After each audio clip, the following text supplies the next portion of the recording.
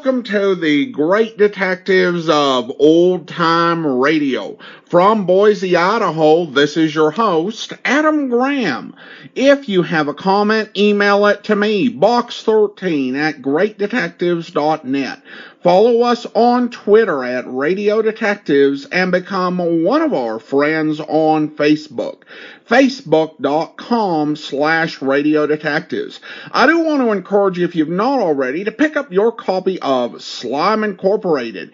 It is my first ever detective novel. It's a tale of murder and dirty politics set against the backdrop of the Idaho gubernatorial election. It is available as a paperback. It is available as an ebook wherever fine ebooks are sold, or also as an audiobook through audible.com and the Apple Store. Well, now it is time for this week's episode of Mystery is My Hobby, our last visit with this series, and the title is Death Writes an Epitath.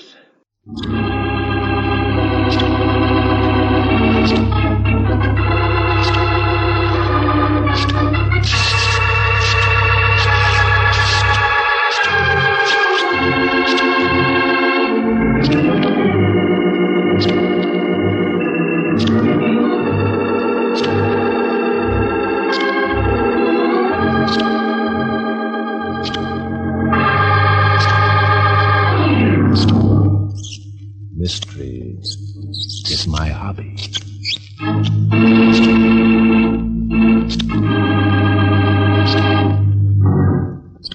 Ladies and gentlemen, Barton Drake speaking. This week I've selected for our drama case history number 135 from my book, Mystery is My Hobby. I call it Death Writes an Epitaph.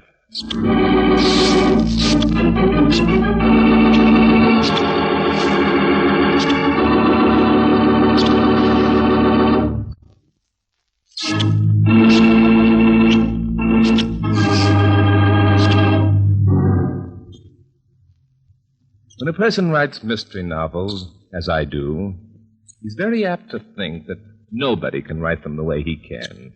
His plots are best. His characters stepped right out of his books and they live. But I've found out there are others. Other writers whose stories sell too. But when an author is living his own story, that's another matter. Take the case of Herbert Wesley, for instance. Herbert Wesley was a mystery writer. He used to be a good one.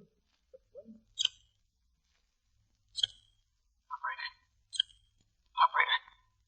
I've been dialing Newmark 5293. Barton Drake. I can't get any answer. Line's been busy. Operator. Please take message. Tell Barton Drake. Word for word. Tell him Herbert Wesley called. Herbert Wesley, the writer. Tell Drake I'm gonna die. No use calling the doctor. Poison will get me before the doctor can get here. Tell Barton Drake. Read manuscript. In my room. Just finished manuscript. Tell him. Read it. Want him to know Herbert Wesley made great comeback. Herbert Wesley, best mystery writer ever lived. Wasn't for poison, Doctor no good. No use. Too late. Tell Barton Drake.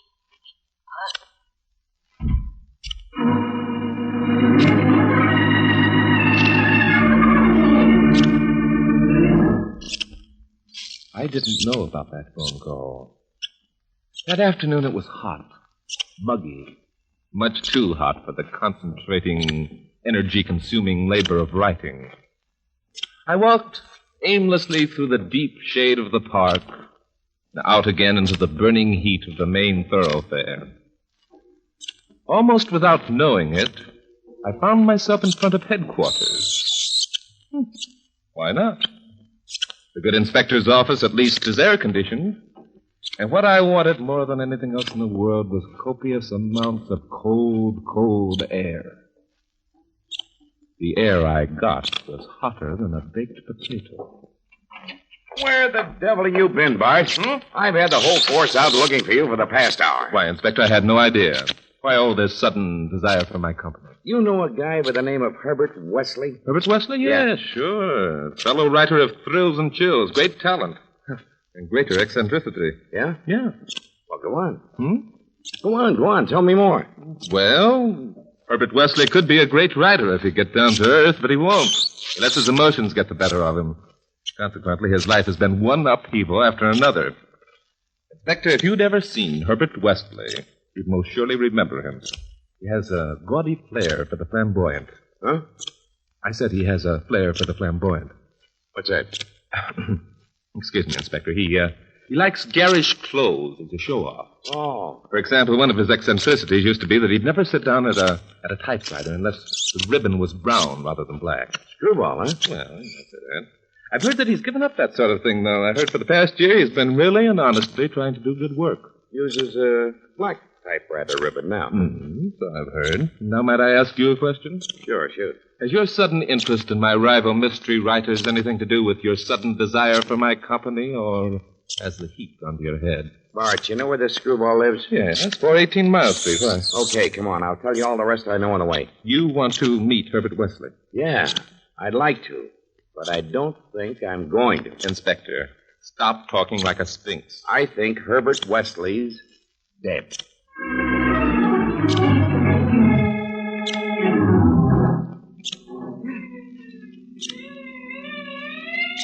There was a telephone call, Bart. Yes? This guy told the operator to relay the call to you. The operator tried to get you, but you didn't answer. That's right. I've been out all afternoon. She figured it was police business anyway, so she called us down at headquarters.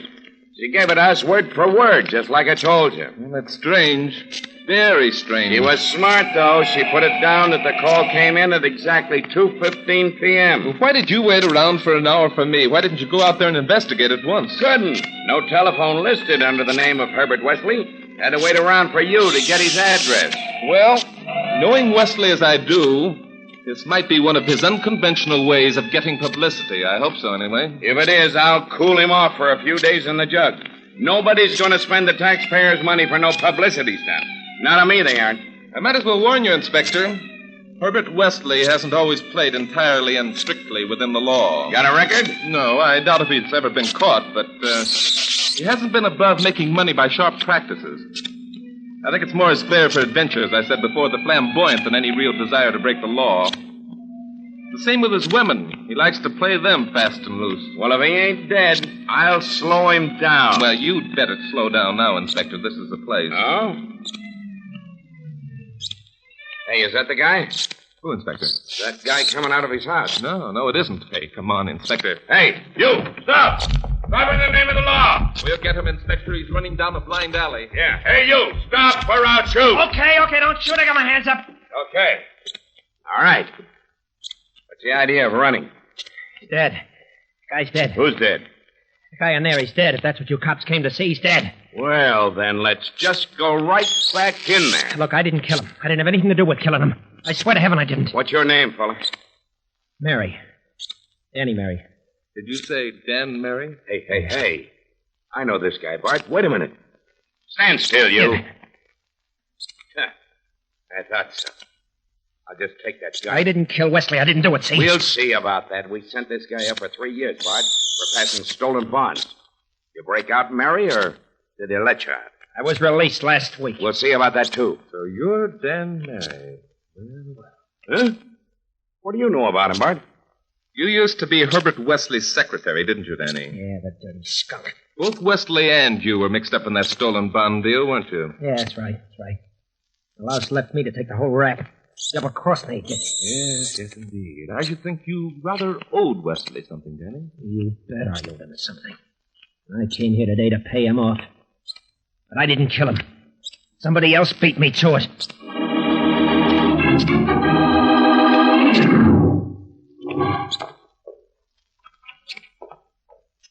Come on, Mary. We're going back in. Okay, but remember, I didn't do it. Phew. Open the window, Danny. Okay. Yep. Your friend's dead, all right, Bart. No denying that, Inspector. Lying right by the telephone. Room's in disorder. That's funny. What is? The receiver is back on the hook. Hey, look. His clothes are all mussed up. Yeah. Did you notice this bruise on the left temple, Inspector? Yeah. Oh, well, that clothing business could have happened in his death spasm. Some poisons do that. Yes, and the bruise could have happened when he fell, hit his head against the desk over there, maybe. Yeah. Maybe this is the way to solve a case. Good old police routine. Maybe you're right.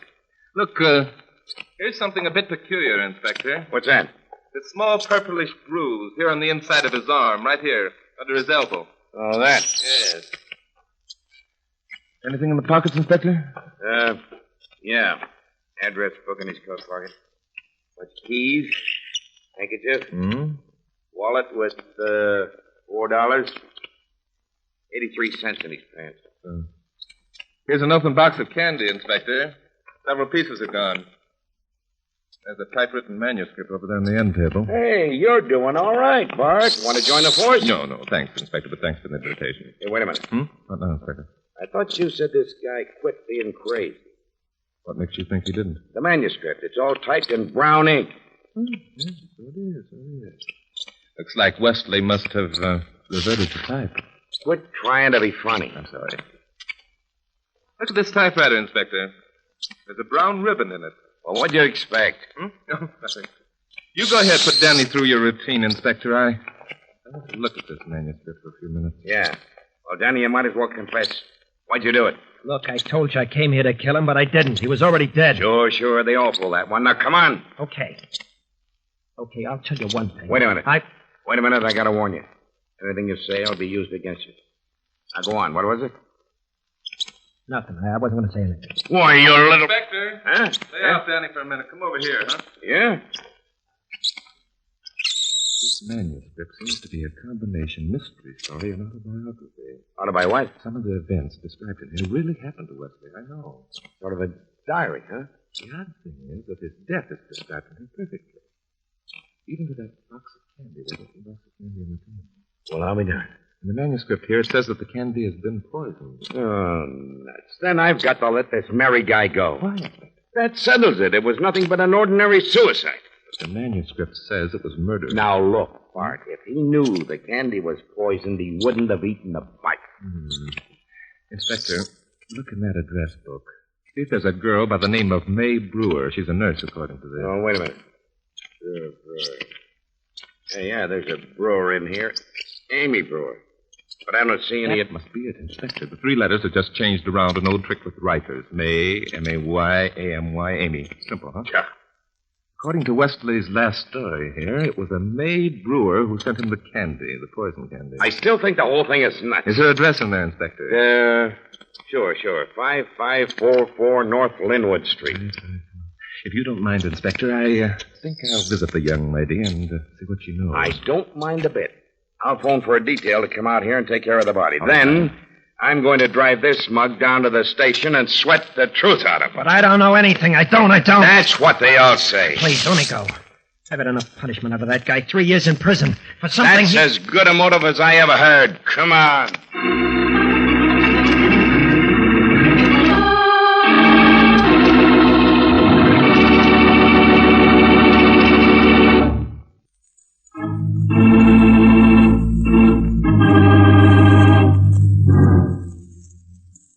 So the good inspector took poor old Dan Mary down to headquarters, and I went out to the North Linwood Street address. A pleasant young woman of about 29 answered my knock. Yes. You're Miss Amy Brewer? Yes. How do you do? I'm Barton Drake. Yes.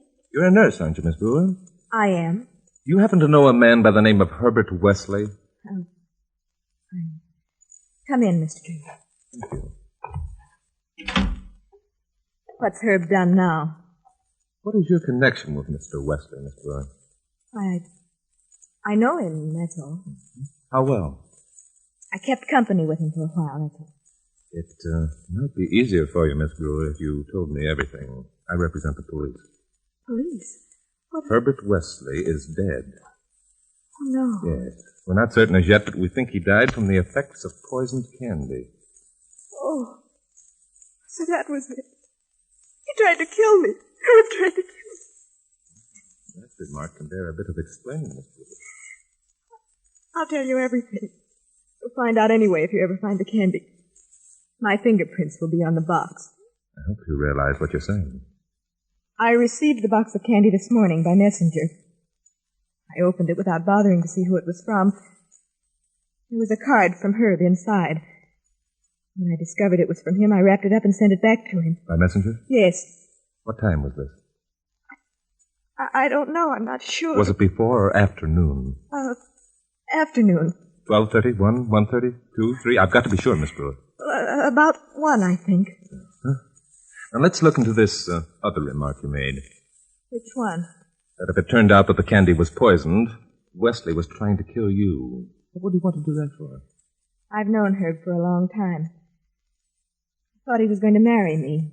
He promised me he would. Instead, he threw you over, huh? He kept putting me off. Finally, I realized he didn't intend to marry me ever. He said I was beneath him. That sounds like him.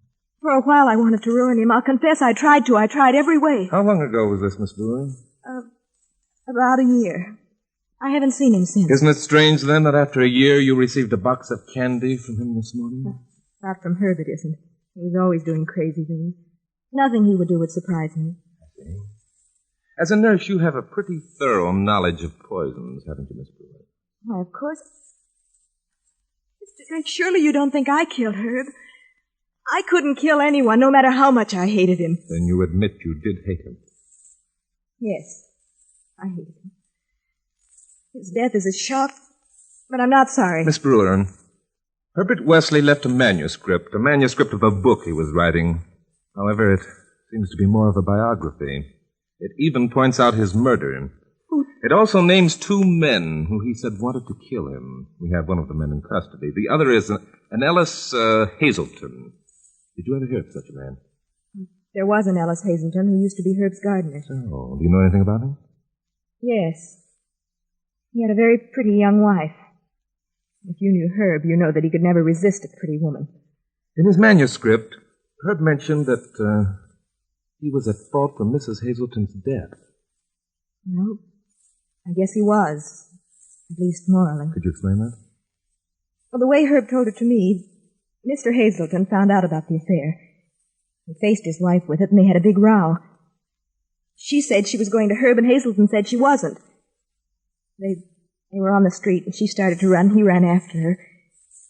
She ran into the street and was killed by a car. And Hazelton brooded over the incident and swore he would kill Wesley. Yes. But how did you know? It's all there in the manuscript, everything you just told me.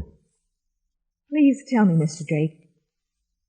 Who does the manuscript name as Herb's murderer? You, Miss Brewer.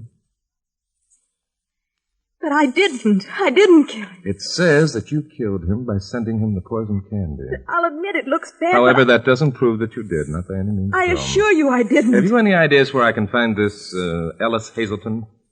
Yes, I know where he lives. I'd like to have you take me out there if you will. If you won't, I'll be forced to take you down to headquarters. I'll take you there. But Hazelton didn't kill Herb, Mr. Drake. He didn't kill him any more than I did.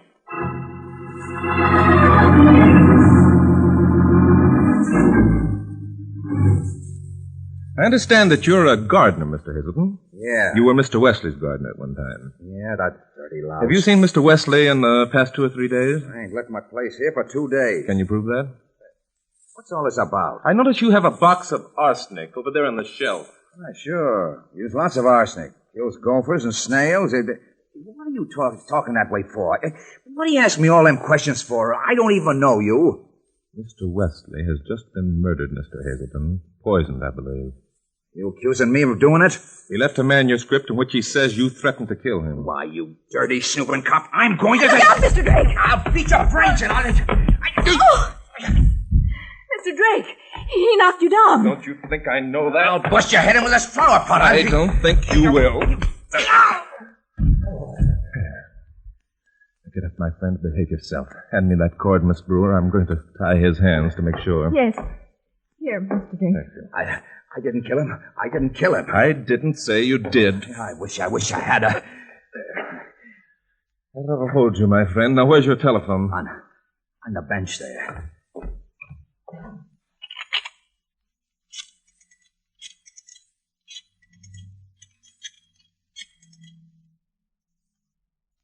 Hello. Inspector Denton, please. Inspector, Bart. I have another suspect for you. Yes. 426 Wells Street. Send a car out, will you? Listen, you better come yourself and bring Dan Mary with you. And if they've made out the autopsy, bring the laboratory reports along, too. That's a good boy. We'll be waiting here for you. Well, Miss Brewer, I see you're still here. Where else would I be? Well, you had plenty of time during the excitement to make your getaway. Why didn't you leave? That would have been more or less a confession of guilt, wouldn't it, Mr. Drake?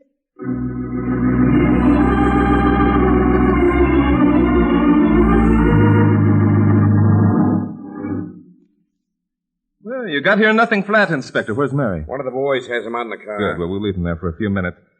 Here's your two other prisoners, Inspector. Got anything on him? Only the accusations made by Wesley in his books before he died. That's all we've got on any of them. What about that laboratory report? Oh, yeah. Wesley died somewhere between 2 and 2:30 this afternoon. I checked with the phone operator. She said the call was put through about 2:15. What about the candy? It was loaded with arsenic. And I'll bet you didn't find a grain of arsenic in Wesley's stomach, did you, Inspector? No. How'd you know? I'll even wager that the poison you did find in the body was 1,000 times more deadly, right, Inspector? Yeah, but after all... Inspector, I'm surprised that you forget that smell of acid when we came into the death room? I'm sure you smelled onions the same as I did. Yeah, but all that talk about poison candy threw me off the track. And the acid was administered by a hypodermic needle in the vein under the elbow. Am I right, Inspector? Yeah. And, of course, Herbert Wesley was first knocked out by that blow on the head, the bruise, you remember? Hey. Why do we go to all the trouble of having an autopsy in the first place?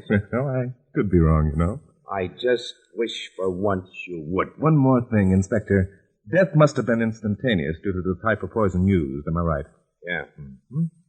How about bringing Danny Mary in now, Inspector?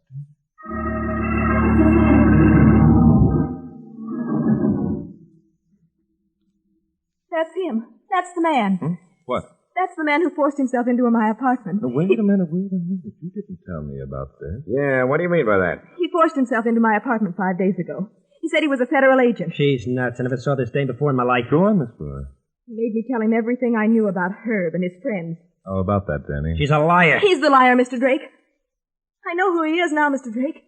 He's Danny Mary, Herb's ex-secretary. Been in prison for the past years. That's why I didn't recognize him at first. Yes, that's quite true, Miss Brewer. She's trying to pin the murder on me, Mr. Drake. Don't believe her. Well, then, what's your story, Danny? I couldn't possibly have done it. She did it herself. Who else but a nurse or a doctor would know how to use a hypodermic needle? And who else but you knew how I felt about Herb? And who else but you knew I had threatened to kill him? Who else but you knew that I hated him enough so that I'd send back the box of candy he sent me? You sent that candy yourself because you knew Why, I'd be you little minx! I'll serve your teeth. Hey, no, come on, get it. I'm not gonna let that little she devil railroad me to the chair. I'll break up. Well, that just about winds it up, doesn't it, Inspector? Huh? This is just about as good a time and place to make your arrest as any, don't you think? Huh? Oh, sure.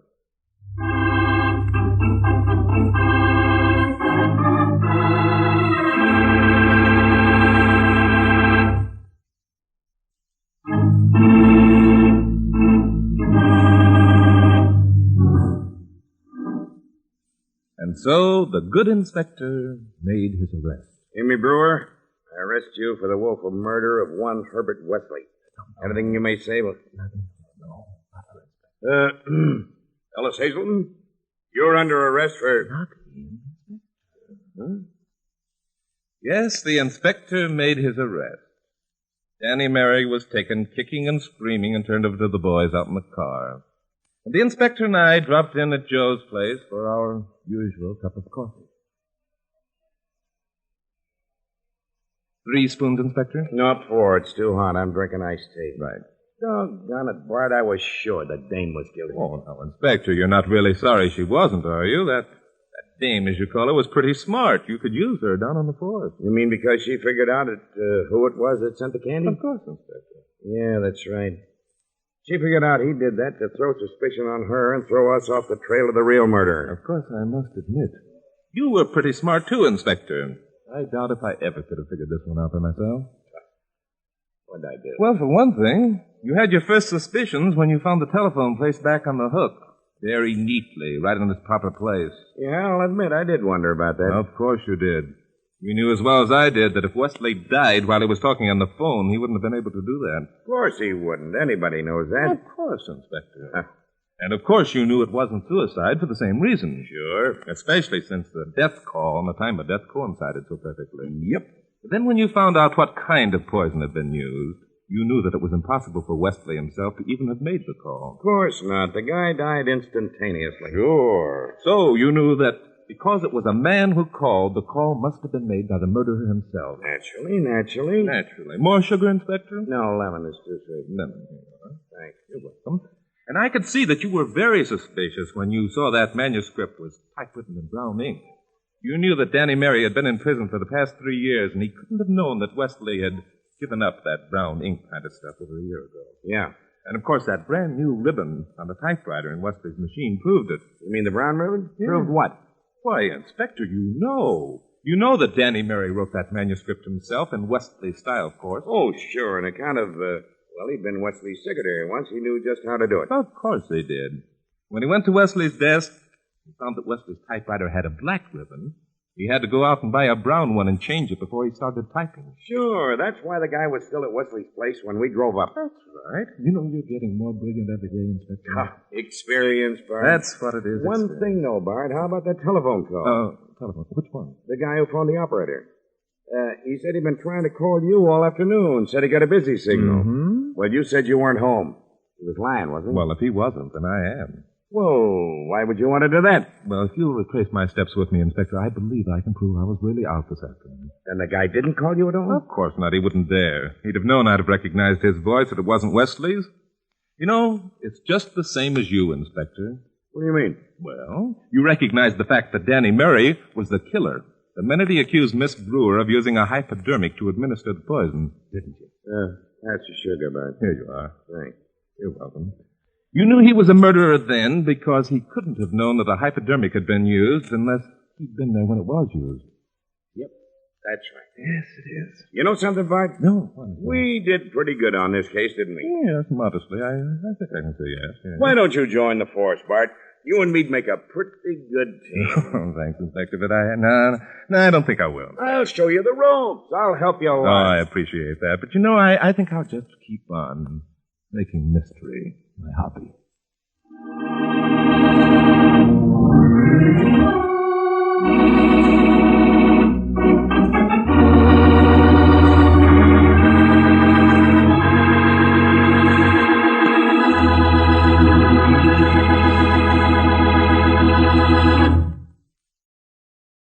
Welcome back. Well, I thought this was an interesting concluding episode. I love that it tied back into his life as a mystery writer.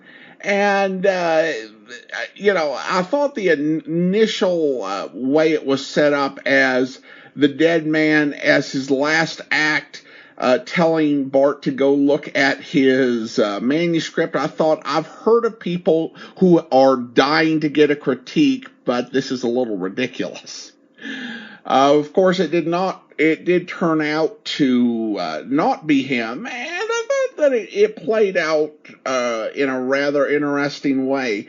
The audio quality was not as good as some of the other ones, so I thought that Frank Lovejoy may have been the voice of Mary, but it was a little hard for me to tell. It sounded a kind of Frank Lovejoy-esque, but I would not swear to it actually having been him in this last episode. And I thought it was cute how he explained to the inspector how the inspector solved the case.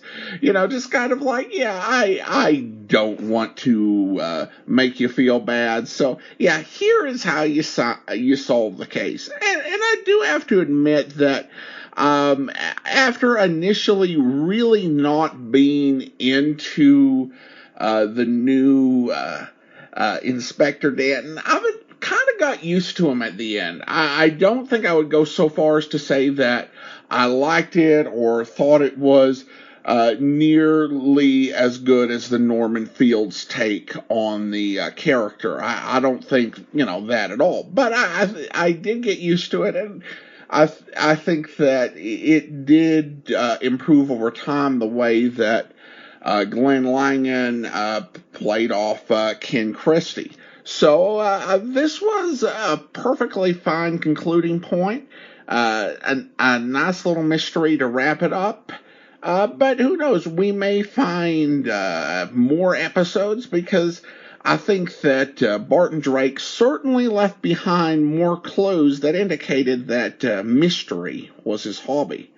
All right, well, I do want to go ahead and thank our Patreon supporter of the day on this, our final Mystery is My Hobby episode. And I want to go ahead and thank Jennifer. Jennifer's been one of our Patreon supporters since May of 2016, currently supporting the show at the Detective Sergeant level, $7.14 or more per month. Thank you so much for your support, Jennifer. And that will do it for today. I do want to encourage you, if you are enjoying this podcast, to rate and review it wherever you get your podcast from. But join us back here tomorrow for yours truly, Johnny Dollar. And then next Tuesday, we will be bringing you a previously uncirculated episode of The Adventures of Philip Marlowe. And then next Thursday, The Adventures of Sherlock Holmes. In the meantime, do send your comments to box13 at greatdetectives.net. Follow us on Twitter at Radio Detectives and become one of our friends on Facebook, facebook.com/Radio Detectives. From Boise, Idaho, this is your host, Adam Graham, signing